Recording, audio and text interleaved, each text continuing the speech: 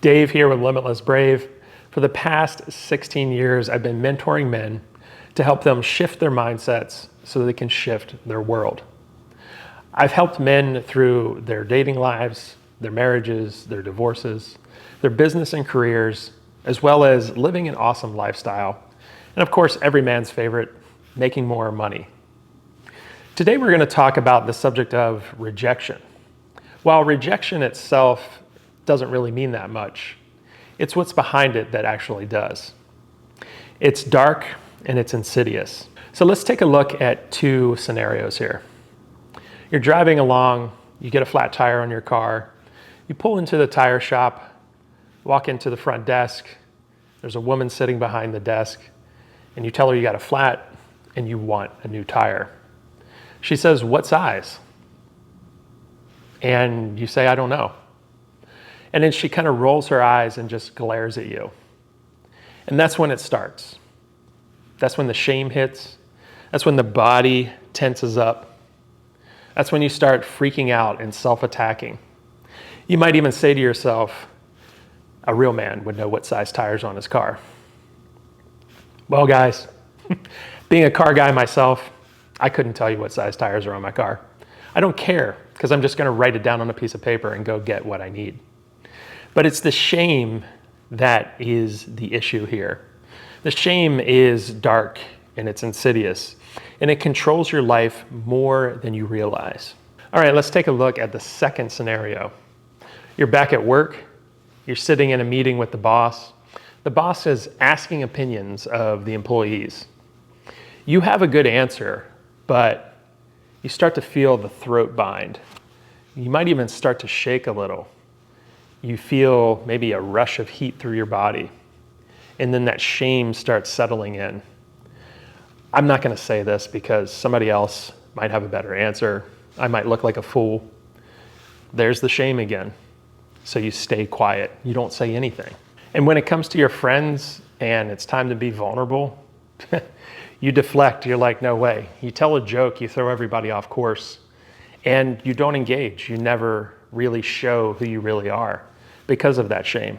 It's the pattern that so many men don't see, but it's the pattern that they live in. And ultimately, all it does is weigh you down, guys. It's like carrying this heavy weight on your back all day long. I'm going to throw in a bonus scenario for you. And I know all of you guys have experienced this. You're out at the bar, club, maybe at a bookstore or cafe, and there she is. Beautiful, magnetic, elegant, sexy, sensual. Your body is getting turned on. And all you have to do is walk over and say hi. Maybe even deliver a simple compliment. And your brain's telling you to do it, but your body is screaming, abort, abort, abort. You're going to get rejected. She's going to laugh at you. There's other men that are here that are better than you. She's not going to like you. You don't make enough money. You don't have the right car. And the shame kicks in again and again and again. See, it's not about the rejection in and of itself. It's about you worrying about what you perceive as your own insecurities, as your own weaknesses, as your own downfalls, when nobody else in the world even sees that stuff because it's not even true. See, every time you've messed up a single word in a meeting or stumbled on some words, your dad may have told you you weren't good enough or could have done a better job. Every moment that you felt like you weren't man enough, they're all adding up. They're all increasing that shame burden that I've been talking about. David Goggins calls it the invisible enemy.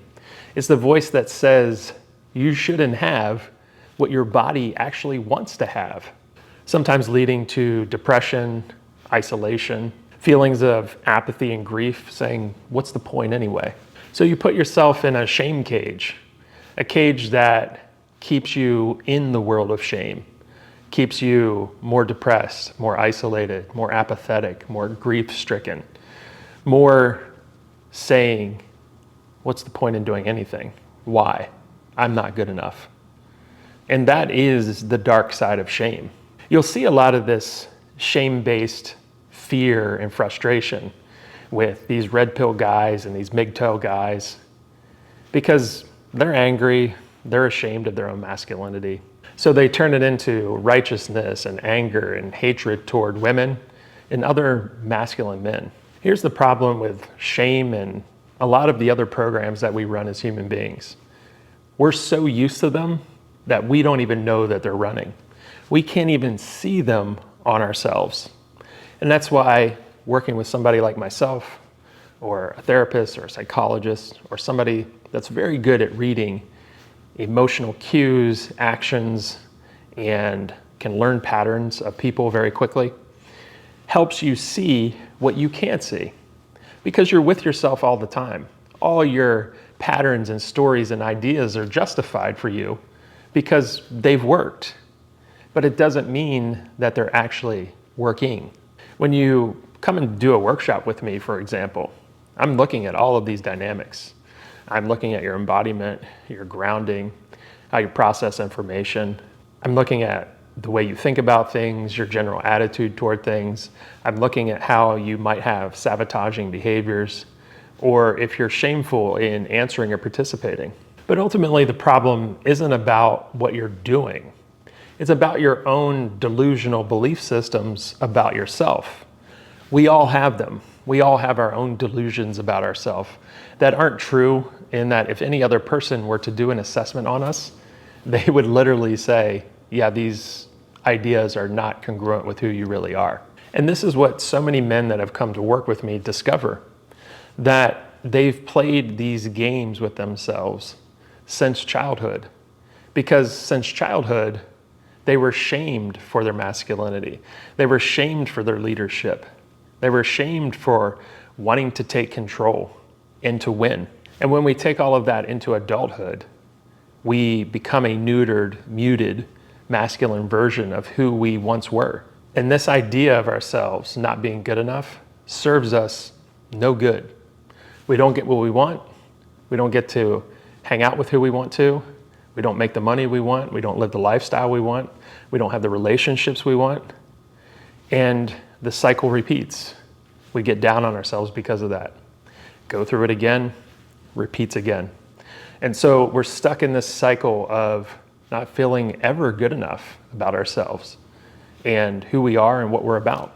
Now, if you want to change this shame-based behavior that you've learned into something that's powerful, something that is masculine, something that is embodied confidence, and someone that goes and gets what they want from life, well, then check out the work I do.